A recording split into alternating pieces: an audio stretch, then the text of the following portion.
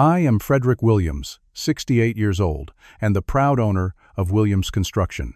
My calloused hands built this company from nothing. After raising my daughter Sophia alone since she was 7, I never imagined she would pretend not to know me at her $300,000 wedding that I paid for.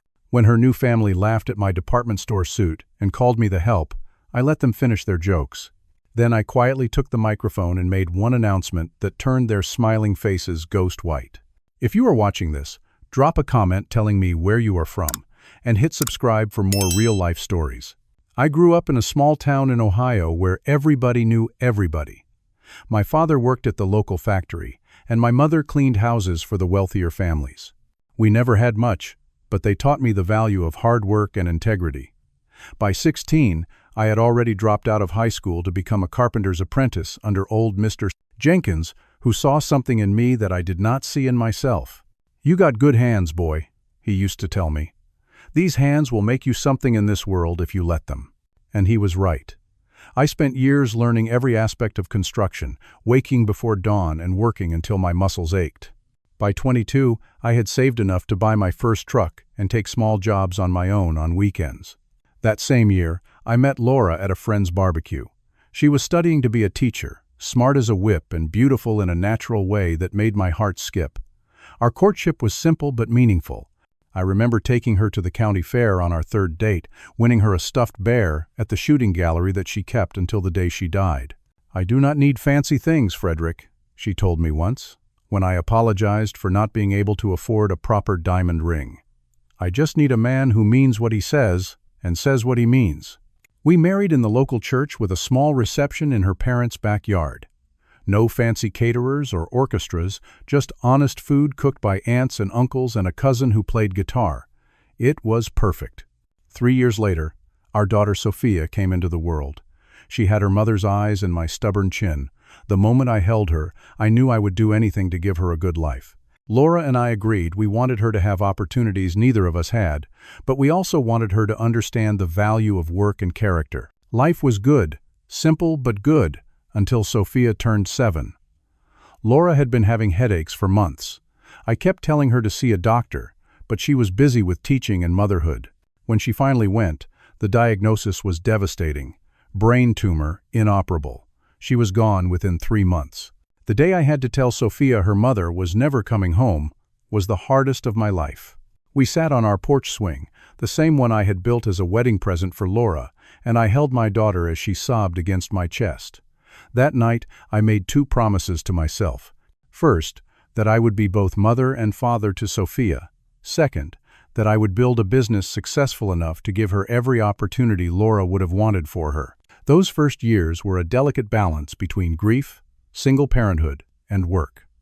I remember racing from job sites to make it to her school plays, sometimes still covered in sawdust. I kept a change of clean clothes in my truck just for those occasions. There were nights I would tuck Sophia in, then return to the kitchen table to work on bids and invoices until 2 in the morning. Some weekends and school holidays, I would take her with me to job sites when I could not find a sitter. She would sit with her coloring books or homework, occasionally bringing me water or holding boards while I measured. Looking back, those moments together were precious, though at the time I worried I was not giving her a normal childhood. "Dad, when I grow up, I want to build things just like you," she told me once, her small hands attempting to hammer a nail into a scrap piece of wood. Over the next decade, Williams Construction grew from just me and my truck to a company with 30 employees and contracts throughout the state. I never forgot where I came from, though. I still worked alongside my crews, still came home with dirt under my fingernails, still wore my worn work boots until they fell apart.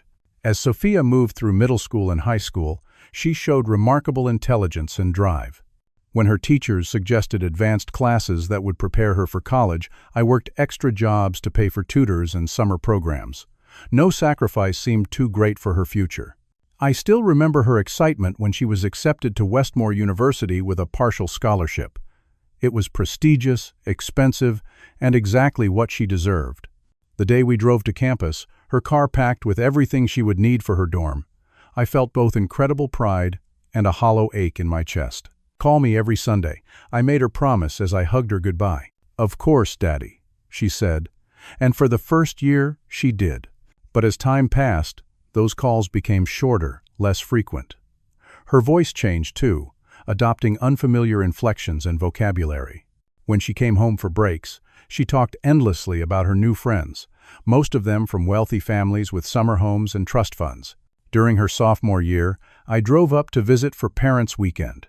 The campus was beautiful, with buildings that looked like they belonged in Europe.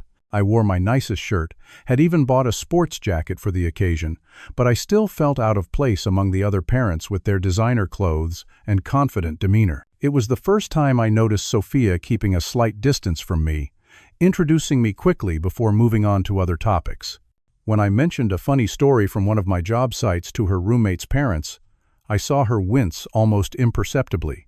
"Dad," she said later when we were alone, "maybe just do not talk about work so much. People here, they have different interests." I nodded, swallowing my hurt. "Sure, sweetie. Whatever makes you comfortable." That weekend marked the beginning of a change I did not fully understand until much later. My daughter was entering a world I had worked so hard to give her access to, but it was a world that had no place for me. After Sophia graduated with honors in marketing, she landed an internship at Preston and Astor, one of the most prestigious marketing firms in the city. I drove 5 hours to help her move into her first apartment, a small but trendy place in an up-and-coming neighborhood. The rent made me wince, but I said nothing. This was her moment, her chance to build her own life. "Dad, you really do not have to assemble all my furniture," she protested as I unpacked my toolbox. "Nonsense," I replied, already examining the poorly written instructions for her dining table. "These things are built to fall apart. Let me reinforce them properly." She rolled her eyes but smiled, and for a moment, she was my little girl again. 6 months into her internship, Sophia called me, her voice bubbling with excitement. "Dad, I met someone. His name is James Blackwell." The name sounded vaguely familiar, and later that night I Googled it. Blackwell Industries was a multinational corporation that manufactured high-end electronics. The family was old money, with a foundation that donated millions to causes that looked good on paper. A month later, I drove back to the city to meet this James character. Sophia had chosen an upscale restaurant where the menu had no prices, always a bad sign in my experience. James arrived 15 minutes late, apologizing casually, as if his time was naturally more valuable than ours. He was handsome in that polished way that comes from expensive haircuts and tailored clothes. When he shook my hand, I noticed his were soft, unmarked by any kind of physical labor. "Sophia tells me you are in construction," he said, with the same tone someone might use to say, "garbage collection." "I own Williams Construction," I corrected gently. "We specialize in commercial renovations and custom homes." "How charming," he replied, before launching into a story about how his father had just built a third vacation home, designed by some architect whose name he dropped as if I should be impressed. Throughout dinner, he spoke mostly about himself, or directed questions to Sophia about people from their shared social circle. When I tried to participate, mentioning a historic building my company was renovating, James nodded politely before changing the subject. As the evening progressed, I noticed Sophia watching James with admiration that bordered on worship. She laughed too hard at his jokes, agreed with all his opinions, and occasionally shot me warning glances when I said something she deemed inappropriate. "Dad, can you please use your dessert fork for the salad?" she whispered at one point, her cheeks flushing with embarrassment. The Sophia I knew had grown up eating at diners and pizza places with me, where we often shared a single spoon for our ice cream sundaes. After that dinner, Sophia began a subtle campaign to improve me. She sent me articles about wine pairings, suggested books on etiquette, and once even sent me links to fashion consultants for middle-aged men. "James really likes you," she assured me during one phone call, "but his family is very traditional. I just want you to make a good impression." 6 months later, James proposed with a diamond ring the size of a marble. Sophia called me, crying with happiness, and sent dozens of photos of the ring from different angles. "6 carats, Dad, and the band is platinum." I swallowed my concerns and congratulated her, focusing on her happiness rather than the nagging worry in my gut. 2 weeks later came the dinner with James's parents at their estate in the suburbs. The house was more like a small castle, with manicured grounds and a separate garage for their collection of vintage cars. I wore a new suit I had purchased specifically for the occasion, but still felt underdressed next to Mr. Blackwell's obviously bespoke attire. Mrs. Blackwell greeted me with a practiced smile that never reached her eyes. "Frederick, how quaint to meet you at last. Sophia has told us so little about you." The dinner was an exercise in subtle condescension. Mr. Blackwell asked about my business in a way that made it clear he viewed it as a charming hobby rather than a serious enterprise. "And you actually work alongside your employees? How democratic of you," he commented, when I mentioned supervising job sites. "My hands-on approach is why clients trust us," I replied, trying to maintain my dignity. Sophia jumped in quickly. "Dad started small, but his company does quite well now. Nothing like Blackwell Industries, of course, but successful for what it is." The way she diminished my life's work to impress these people cut deep, but I smiled through it. This was her future family, after all. As the evening continued, I noticed Sophia adopting the Blackwell's mannerisms, from the way she held her wine glass to her suddenly critical observations about the service staff. When had my grounded, warm-hearted daughter become this person who looked down on others? After dessert, while James showed Sophia his father's art collection in another room, Mrs. Blackwell approached me on the terrace. "Frederick," she said, swirling her cognac, "we should discuss the wedding." "I would be happy to," I replied, thinking she wanted to collaborate on plans. "The Blackwells have a certain standard for family events," she continued.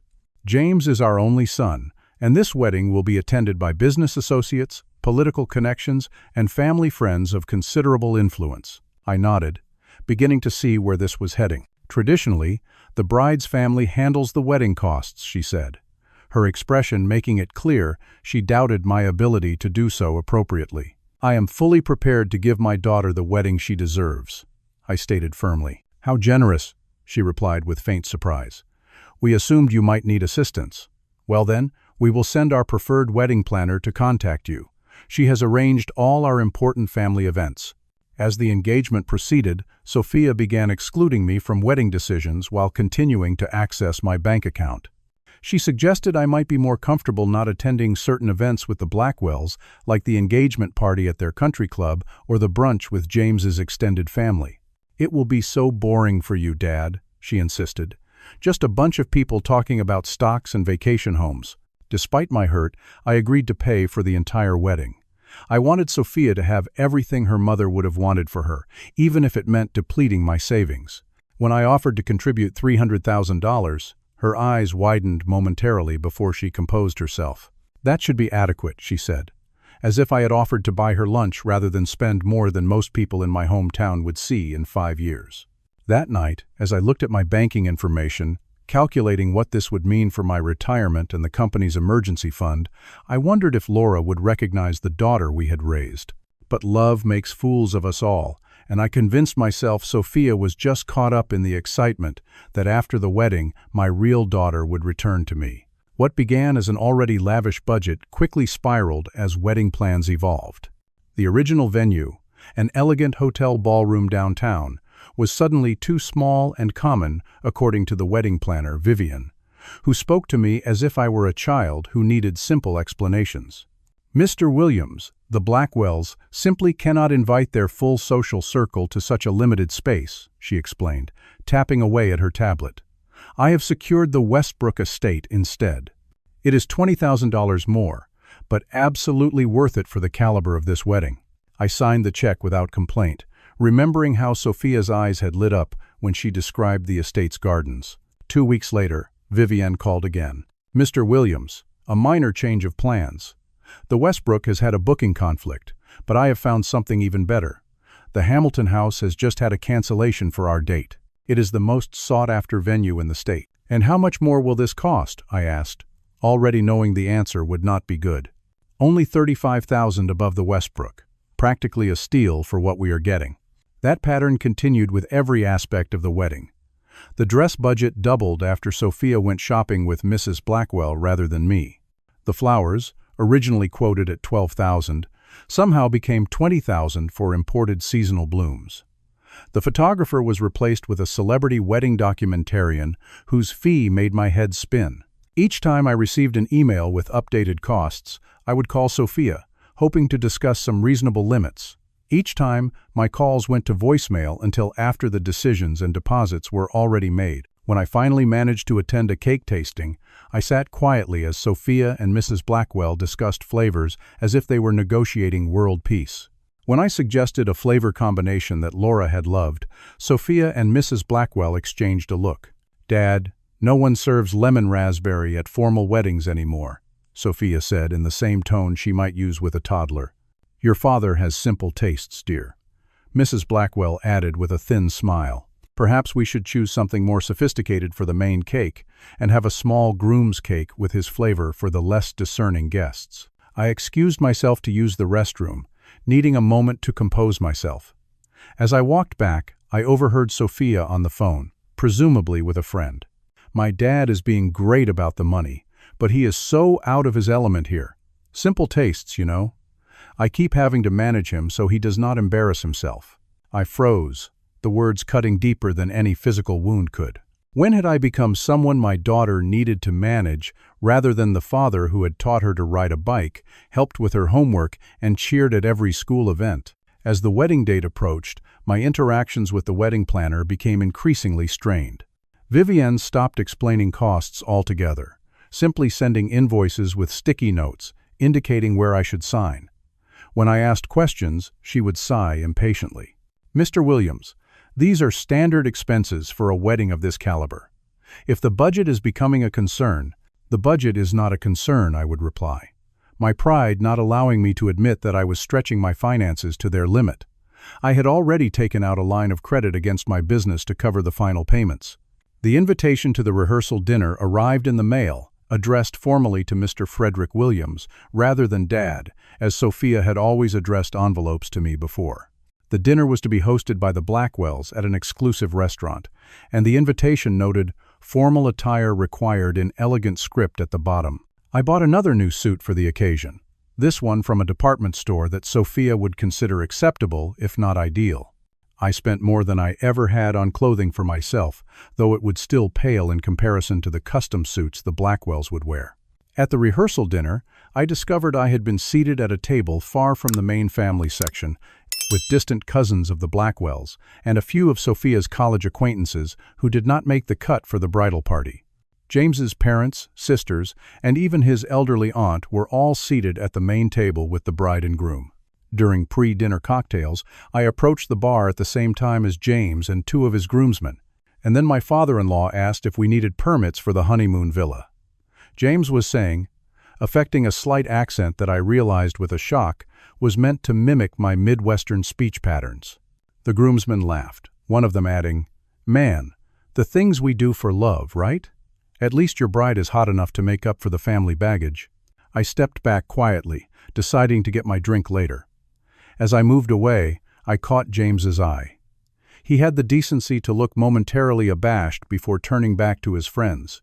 That night in my hotel room, I practiced my father of the bride speech, determined to maintain my dignity and make Sophia proud despite everything. I spoke of Laura, of raising our beautiful daughter, of the joy she had brought into my life. I recounted anecdotes that showed Sophia's intelligence, kindness, and determination from childhood. And now, I practice saying to my reflection, as she begins this new chapter with James, I know her mother would be as proud as I am of the woman she has become. I convinced myself that despite the growing distance between us, this speech would remind Sophia of our bond, of all we had been through together. Perhaps it would even help the Blackwells see me as more than just the uncultured checkbook funding their social event of the season. The morning of the wedding, I arrived at Sophia's hotel suite with a small blue box. Inside was Laura's locket, which I had carefully restored and polished for the occasion. "You're something old," I said, holding it out to her as she sat surrounded by bridesmaids and makeup artists. "Oh, Dad, that is so sweet," she said, taking the box but setting it aside without opening it. "Can we talk later? We are a bit behind schedule." I nodded, backing out of the room as one of the bridesmaids gave me a sympathetic look. On my way out, I passed the wedding planner who was arguing with someone on the phone about the champagne delivery. She covered the receiver for a moment. "Mr. Williams, the final venue payment was due yesterday. Can you take care of that immediately? My assistant will email you the wire transfer information." I checked my phone to find the email already there, requesting $75,000 for final venue fees and staff gratuities. I made the transfer on the spot, my account balance dropping to a level that would have terrified me under any other circumstances. But this was for Sophia, I reminded myself. My little girl deserved her perfect day. The wedding was scheduled for 4 in the afternoon, but I arrived at the venue at noon, wanting to help with any last-minute preparations. The Hamilton house was truly magnificent, a historic mansion set on 30 acres of manicured grounds with a view of the lake. I could see why it was considered the premier wedding location in the state, even if the cost still made my stomach clench. I parked my truck in the main lot, noting with some discomfort that it stood out among the luxury vehicles already there. Grabbing my garment bag with my suit, I approached what I thought was the main entrance. Vendors and staff used the service entrance around back. A young woman with a clipboard informed me without looking up. "I am actually the father of the bride," I explained. She glanced up, taking in my casual clothes and work-worn hands. "Oh, I apologize, Mr. Williams. Frederick Williams." She consulted her clipboard, frowning slightly. "I do not see you on the family arrival schedule. Are you sure you are not with the band or catering team?" "Quite sure," I replied, trying to keep the edge from my voice. "I am Sophia's father." "Right, of course," she said, though her expression suggested she did not quite believe me. "You can use the east entrance then. The family is gathering in the blue room upstairs." As I made my way through the grand foyer, a silver-haired man in an expensive suit approached me. "Excuse me, which company are you with?" "The floral team needs assistance moving some arrangements." "I am Sophia Williams's father," I replied, growing increasingly uncomfortable. "Oh." His expression shifted from authoritative to faintly embarrassed. "You are Margaret's ex-husband, then?" "I am Walter Blackwell, James's uncle." "No, I am Frederick Williams, Sophia's father, her only parent. Her mother, my wife Laura, passed away when Sophia was 7. Walter's eyebrows rose. "I see. Margaret mentioned something about Sophia being from James's fiancée's first marriage. I must have misunderstood." Before I could correct this bizarre misunderstanding, Walter excused himself to greet some arriving guests. I stood there, stunned. Had Sophia been presenting herself as Mrs. Blackwell's daughter in some way? Or had the family simply constructed a narrative that made more sense to them than accepting me as her father? I found the blue room where family members were gathering. Mrs. Blackwell was directing photographers while Mr. Blackwell chatted with what appeared to be the officiant. Neither acknowledged me as I entered. A young woman who introduced herself as the assistant wedding coordinator approached me. "Are you with the venue? We need someone to help move the gift table." "No, I am the father of the bride," I replied for what felt like the 10th time that day. "Oh, I am so sorry, Mr. Williams. We have been looking for you. The photographer wants to do some pre-ceremony shots with the Blackwell family, and Sophia requested you wait to see her until just before the ceremony." I swallowed my hurt. No father-daughter photos then. Where should I wait? "The library on the main floor has been set aside for the bride's extended family. You can change there if you need to." I thanked her and made my way to the library, a beautiful room lined with leather-bound books that probably had not been read in decades. A few older women I did not recognize sat chatting on antique sofas.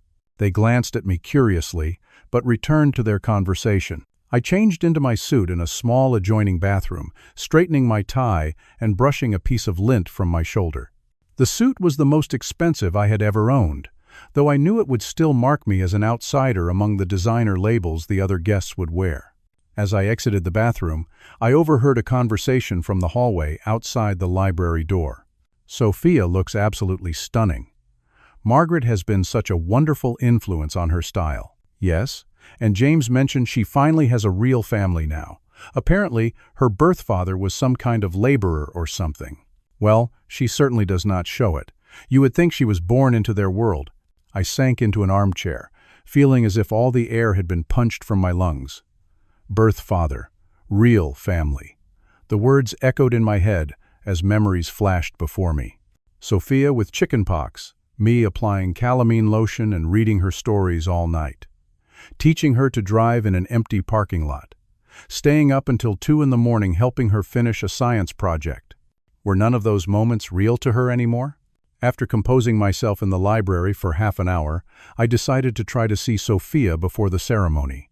I made my way to the bridal suite, only to be stopped at the door by a tall bridesmaid I recognized as one of Sophia's college friends. "Sorry, no one is allowed in right now. Sophia is having her final dress adjustments." "I am her father," I said, the words beginning to sound hollow even to my own ears. "I know who you are, Mr. Williams," she replied, her tone softening slightly. "But Sophia specifically asked not to be disturbed. Maybe check back in 20 minutes? As I turned to leave, the door opened briefly, and I caught a glimpse of Sophia in her wedding dress, surrounded by attendants and Mrs. Blackwell, who was adjusting her veil. "I am so glad you are part of our family now, darling," Mrs. Blackwell was saying. "You know you have always been like a daughter to us." "Thank you," Sophia replied, her voice thick with emotion. "It feels like I finally found my real family." The door closed before she could see me standing there. I walked numbly to the nearest men's room, locking myself in a stall until I could breathe normally again. I splashed cold water on my face and stared at my reflection, seeing the lines that years of hard work had etched around my eyes, the calluses on my hands that no amount of scrubbing could erase. "You raised her alone for 20 years, I told my reflection. "You are her family, her only real family." But even as I said the words, I wondered if that was still true in Sophia's mind. When I emerged from the restroom, the ceremony was less than an hour away.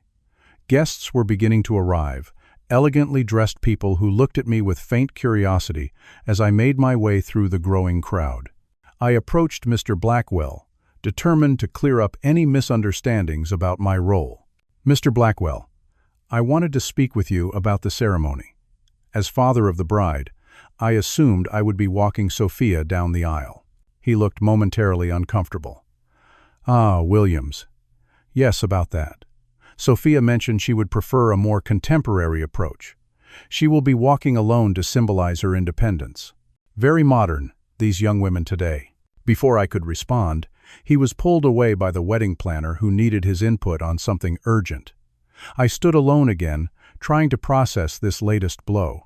Not only would I not give a speech, but now I would not even walk my daughter down the aisle, the one tradition I had been looking forward to. The wedding coordinator appeared beside me, her expression harried. "Mr. Williams, would you mind helping the ushers direct people to the ceremony area? We are short-staffed and running behind." Assuming I was venue staff again. Rather than correct her, I simply nodded and found myself directing elegantly dressed strangers to their seats for my daughter's wedding. As I was helping an elderly couple find their way, a kind-faced woman in a catering uniform approached me. "You look like you could use this," she said, discreetly offering me a glass of water. "Wedding days are stressful for everyone, especially family." "How did you know I am family?" I asked, surprised by her perception. "The way you keep looking toward the bridal suite," she replied with a gentle smile. "And the fact that you look about ready to cry or punch a wall, maybe both. Let me guess. Father of the bride?" I nodded, grateful for this small moment of recognition. "My daughter got married last year," she confided. "Different kind of wedding than this, but same emotions. They come back to us eventually, you know. Once the fairy tale wedding is over and real life begins." I thanked her for her kindness, as she was called back to the kitchen. Her words gave me a small measure of hope that I clung to as I made my way to the ceremony space. The printed programs were being distributed by ushers at the entrance to the garden where the ceremony would take place. I took one, flipping through it to find my name. Under Family of the Bride, there was no mention of me at all. The only names listed were distant cousins of Laura's who I had added to the guest list but who barely knew Sophia. My name appeared nowhere in the program, not even in the acknowledgments section, thanking those who had contributed to the day. An usher approached me, asking which side I was on, bride or groom. "Bride," I replied. "I am her father." His eyes widened slightly. "Oh, right this way, sir." He led me not to the front row where parents traditionally sat, but to the fourth row back, behind people I did not even recognize. I wanted to object, to insist on my rightful place, but the music was starting and guests were being seated.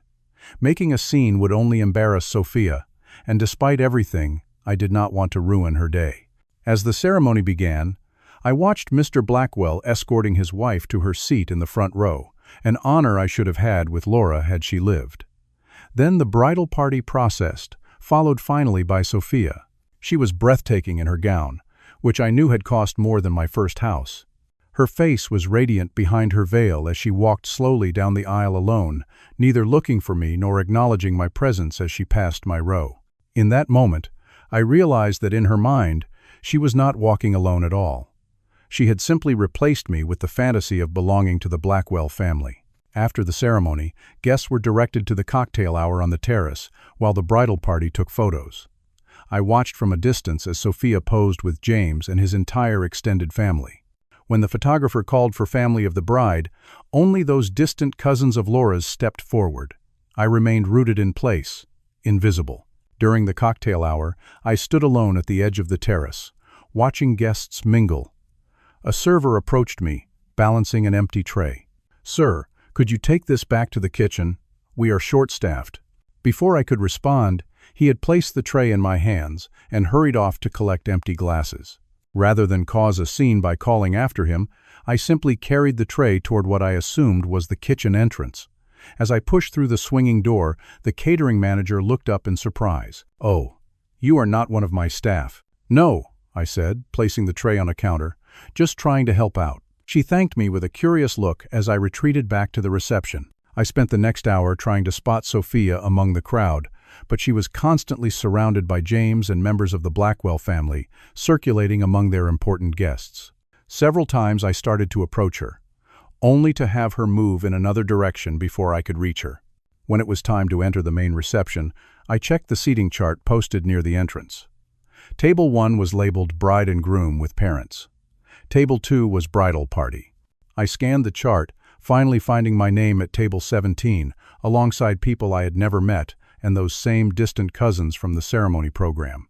I made my way to the table, introducing myself to the other guests, who seemed surprised to meet Sophia's father. Apparently, most of them had been told I was either deceased or estranged from my daughter. "So, you are actually in her life?" one woman asked bluntly after too many glasses of champagne. "The way Margaret talks, we all assumed you were out of the picture years ago." "I raised Sophia alone since she was 7, I replied quietly. "I paid for this entire wedding." The table fell silent, people exchanging uncomfortable glances. When dinner was served, the MC announced it was time for speeches. Mr. Blackwell rose first, champagne flute in hand. When James first brought Sophia home, he began, "Catherine and I knew she was special. Over these past 2 years, we have come to think of her as the daughter we never had."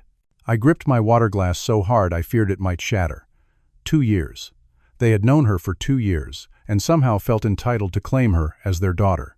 "Sophia was missing a father figure in her life," he continued, "either unaware of or indifferent to my presence. And I like to think I have been able to provide some guidance and support as she and James prepared for their future together."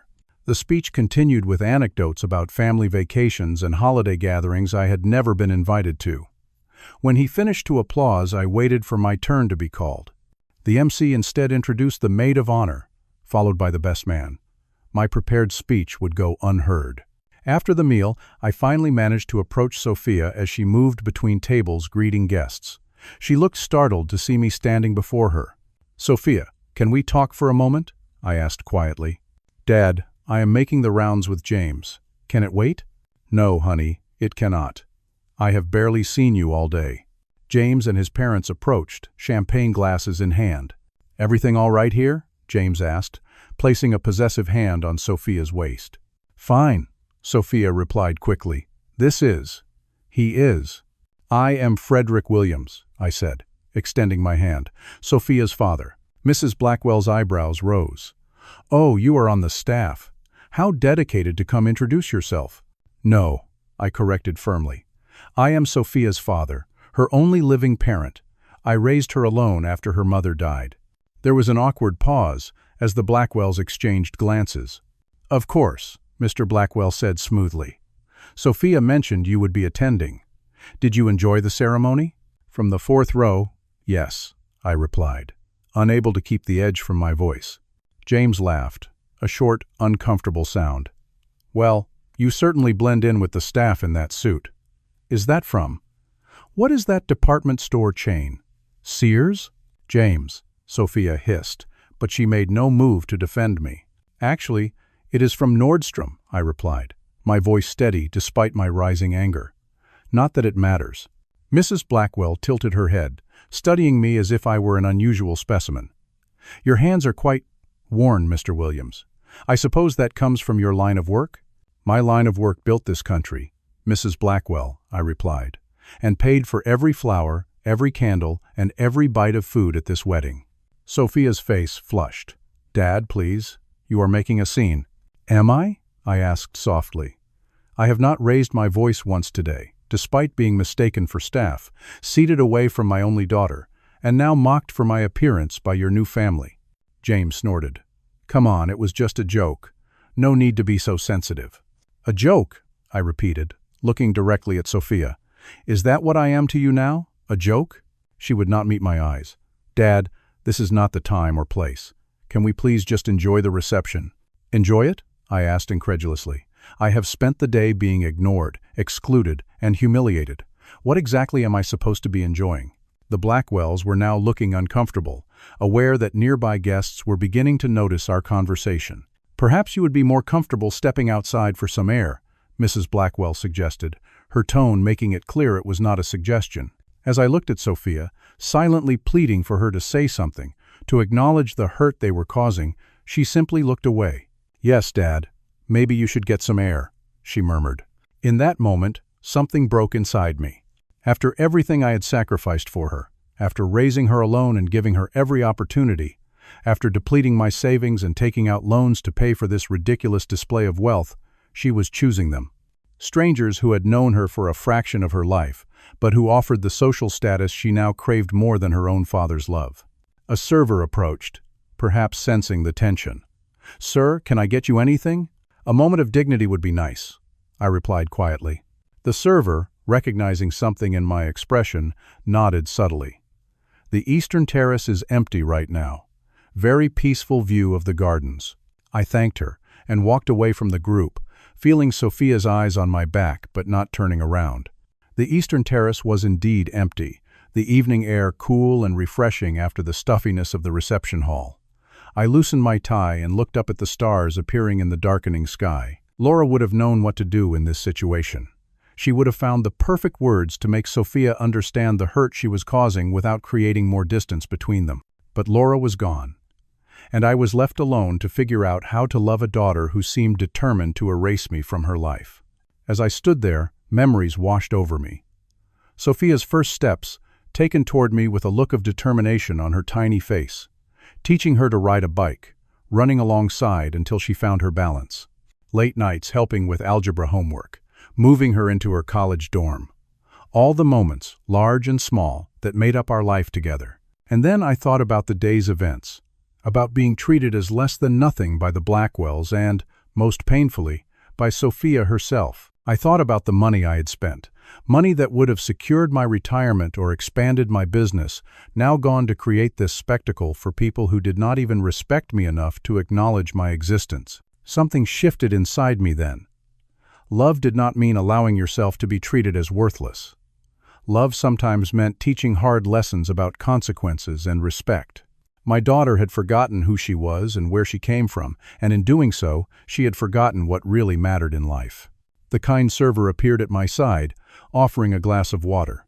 "Thank you," I said, genuinely grateful for this small kindness in a day filled with its opposite. "For what it is worth," she said quietly, "I have worked hundreds of these fancy weddings. The ones with all this show rarely last.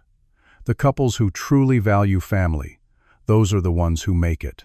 I nodded, her words crystallizing the decision forming in my mind. It was time for Sophia to learn that actions have consequences, that respect cannot be bought but must be earned, and that true family stands by you regardless of your social status or bank account. With newfound clarity, I straightened my tie, buttoned my jacket, and walked back into the reception hall. The reception was in full swing when I re-entered the grand ballroom. A live band played while guests filled the dance floor, champagne flowed freely, and laughter echoed beneath the crystal chandeliers. All of this luxury, all of this excess, paid for by my decades of hard work and sacrifice. I made my way to the DJ booth adjacent to the band's stage. During a break between songs, I approached the DJ, a young man with carefully groomed facial hair and expensive headphones around his neck. "I would like to make an announcement," I said, my voice calm and steady. "Are you on the approved speakers list?" he asked, consulting a tablet. "I only have the best man, maid of honor, and father of the groom scheduled." "I am the father of the bride," I replied, "and yes, I need to speak." He looked uncertain but handed me a microphone. "We will go live after this song ends." I waited patiently as the band finished their number, a upbeat cover of a popular song that had guests twirling on the dance floor. When the music faded, the DJ spoke into his microphone. "Ladies and gentlemen, we have a special message from the father of the bride, Mr. Williams." A spotlight found me as I stood at the edge of the stage. Across the room, I saw Sophia freeze in conversation with a group of guests, her expression shifting from surprise to alarm. The Blackwells, standing near her, looked equally startled. The room quieted as I raised the microphone. In that moment, I felt a strange calm wash over me, the certainty that what I was about to do was necessary, even if painful. "Good evening," I began, my voice echoing slightly in the suddenly silent room. "For those who do not know me, I am Frederick Williams, Sophia's father." I paused, looking directly at my daughter. When my wife Laura died 20 years ago, I promised her two things. First, that I would raise our daughter to be a person of character and integrity. Second, that I would give Sophia every opportunity that Laura would have wanted for her. Guests were watching with interest now, many clearly surprised to learn of my existence after my systematic exclusion from the day's events. I have loved my daughter unconditionally from the moment she was born. I worked 60-hour weeks to provide for her. I attended every school play, every parent-teacher conference, every soccer game.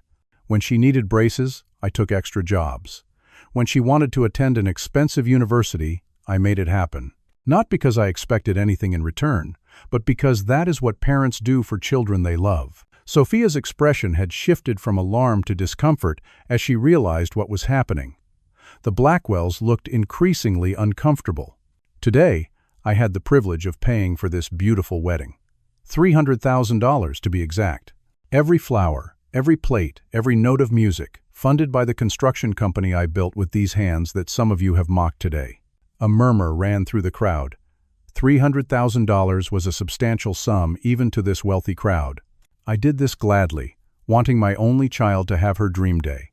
What I did not expect was to be seated in the fourth row during the ceremony, excluded from family photos and repeatedly mistaken for the help. I did not expect to be mocked for my appearance by my new in-laws, or to have my daughter stand silently by while it happened. I could see Sophia starting to move through the crowd toward me, but I continued, my voice steady. "To be clear, I do not care about the money. I care about respect. I care about remembering where you came from and who stood by you along the way. I care about the values I thought I had instilled in my daughter." Sophia had reached the edge of the stage now, her face pale. "Dad, please stop," she whispered urgently. I looked at her directly. "Sophia, I love you. I have loved you every day of your life, and I will continue to love you until my last breath. But love does not mean I will allow myself to be treated as less than human, or stand by while you forget who you really are." Turning back to the stunned crowd, I continued, "I wish Sophia and James a lifetime of happiness together. May they build a marriage based on mutual respect and genuine love, not appearances or social status." I took a deep breath before delivering the final part of my message. That said, I need to clarify something for the newlyweds. The additional funds I promised for your honeymoon to Bali and the down payment on your Manhattan apartment will not be forthcoming. Instead, that money will be donated to the scholarship fund at Westmore University to help students who value education and family above social climbing. The room erupted in gasps and whispers. James's face had gone from confusion to shock to anger in the span of seconds. The Blackwells looked as if they had been slapped. Sometimes, the most valuable gift a parent can give is a lesson in consequences. I hope someday my daughter will understand that real love, real family, has nothing to do with money or status, and everything to do with respect, honesty, and standing by each other through life's challenges. I placed the microphone gently on the DJ's table. "Thank you for your attention. Please continue enjoying the evening." As I stepped away, The room remained silent for several long seconds before erupting into chaotic conversation. Sophia stood frozen, tears streaming down her face. James was already in heated conversation with his parents, who looked both furious and panicked. I later learned that the Blackwells were not nearly as wealthy as they portrayed themselves to be, and had been counting on my contributions to fund the honeymoon and new home they had promised the couple. The wedding planner rushed toward me, tablet in hand.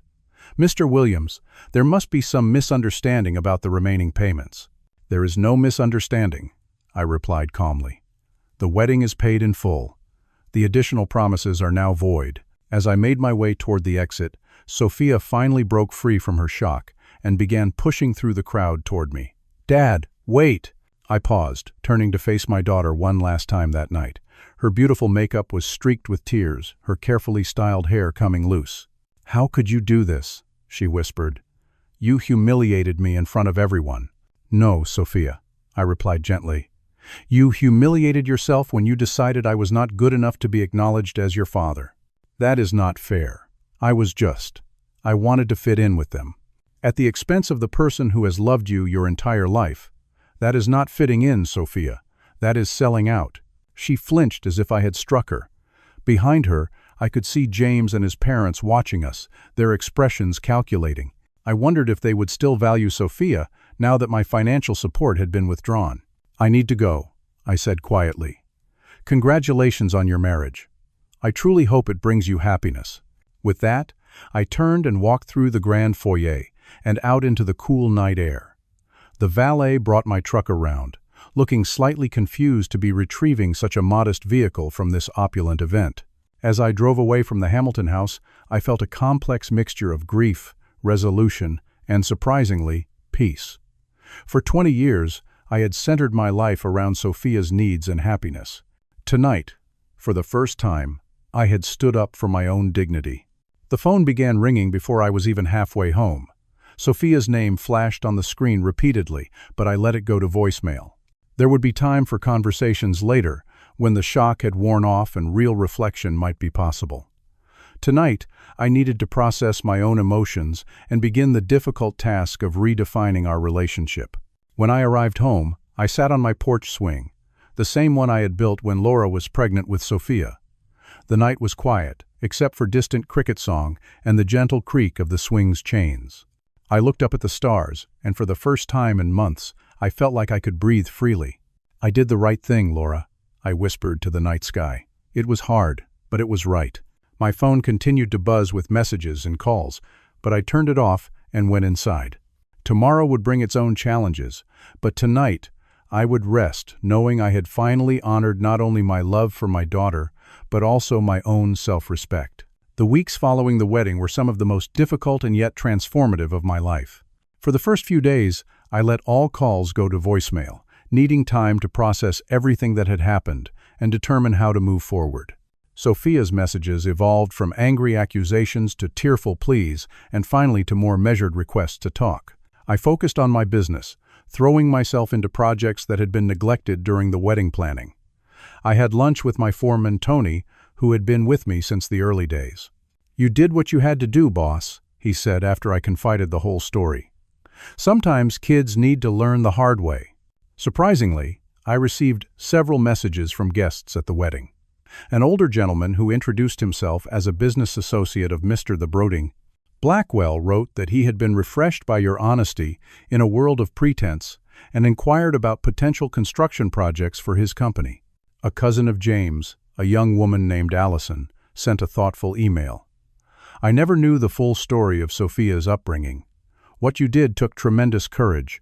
While the timing was dramatic, the message was necessary. Some of us from James's side of the family have felt uncomfortable with the way his parents operate for years. After 2 weeks, I met with my financial advisor to restructure my plans.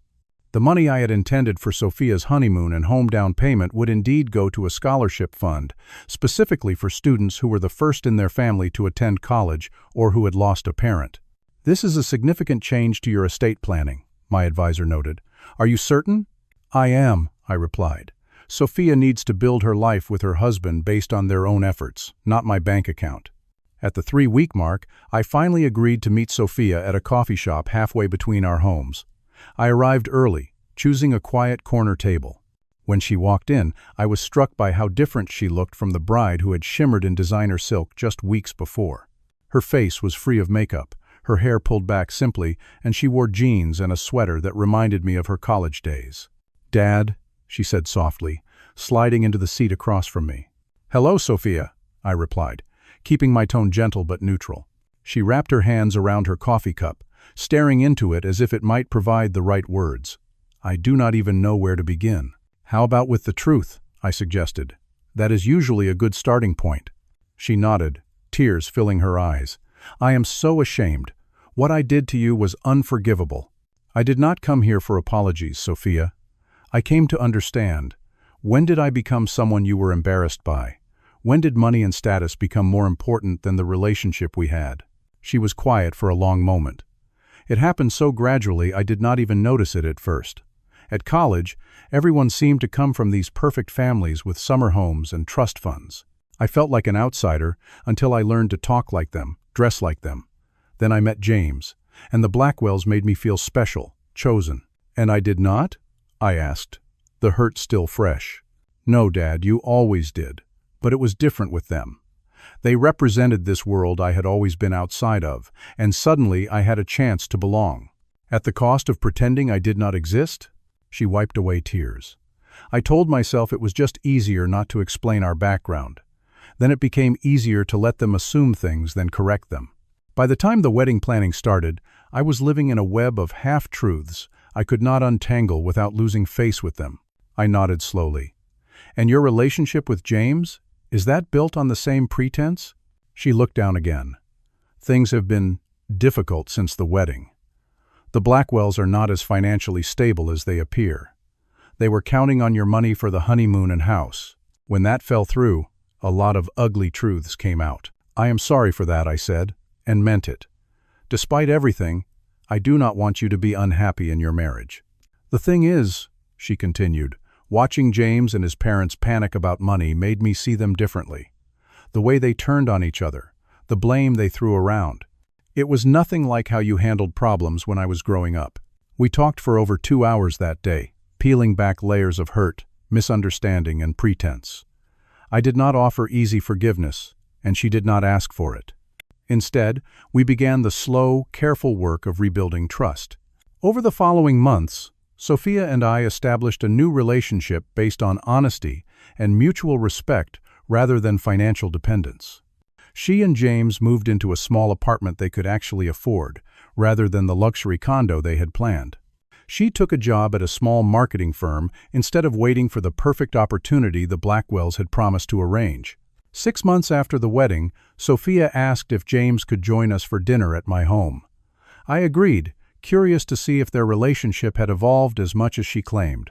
My house was modest compared to the Blackwell estate, but it was well built and comfortable, filled with furniture I had mostly crafted myself.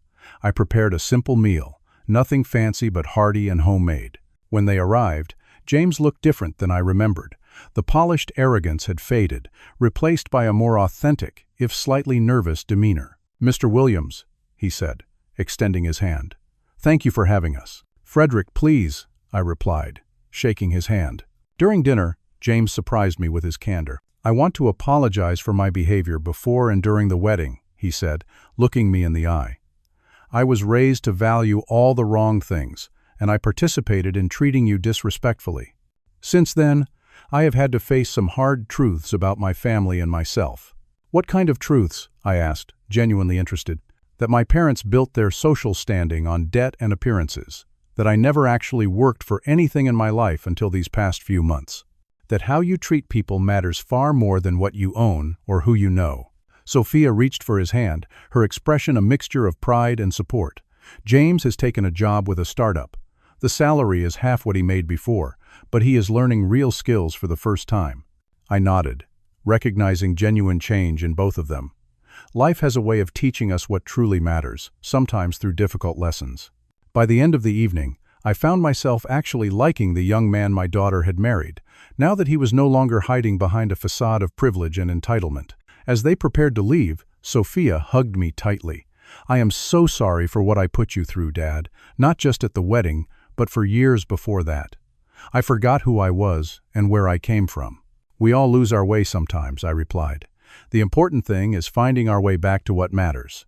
In the years since that dramatic wedding day, I have rebuilt my relationship with my daughter on a foundation of mutual respect rather than financial dependence.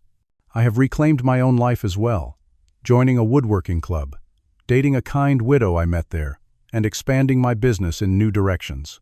Sophia and James have faced their share of challenges as they adjusted to living without the financial safety net they had expected.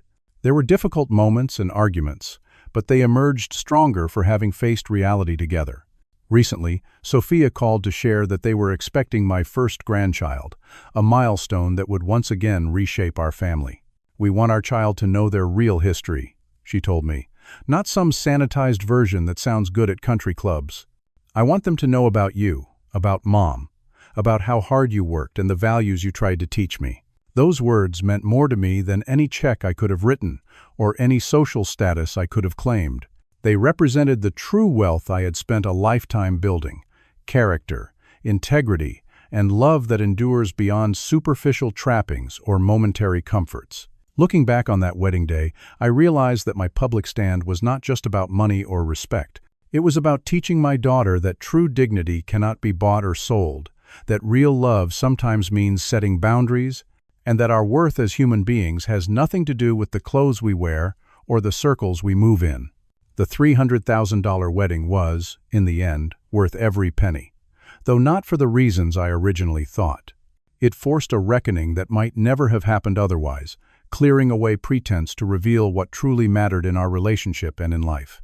So, what did I learn from this painful but ultimately healing experience? That sometimes love requires uncomfortable truths rather than comfortable lies. That respect must be earned and maintained, never taken for granted.